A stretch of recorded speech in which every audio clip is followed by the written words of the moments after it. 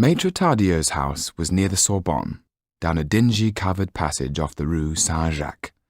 It was so dark that the lanterns hanging in the niches were all lit. Jan and Tatu stood there waiting in the gloom for the door to open, sensing eyes peeping out of all the buildings, spying on them. In the window of the shop opposite, a solitary candle dimly illuminated its macabre contents. Waxwork heads stuck on pikes. One was of Louis XVI, another of Marie Antoinette.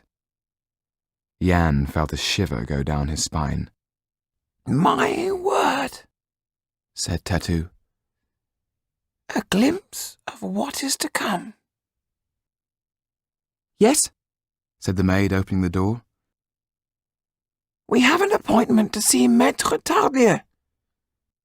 The girl took them up a narrow, dark staircase that led to a room of miserable proportions, lit only with a few candles.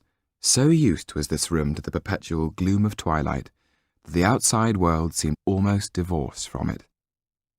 The lawyer seemed lost for words as they entered. Never for a moment did he imagine Cordell sending him a mere youth and a dwarf, apparently from the circus. He had been expecting two serious and well-connected gentlemen to help him. Had Cordell no idea of the urgency of the situation? "We live in strange times indeed, sir," said Tatu, reading the lawyer's thoughts. "No, we live in terrible times," said Maître Tardieu. "Who would think that I would live so long as to be rewarded in my old age with such times as these?"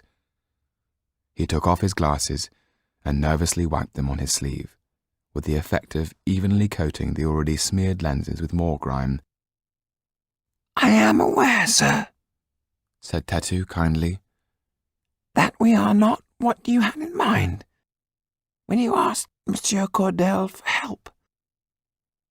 "Quite," said Maître Tardieu. "Quite."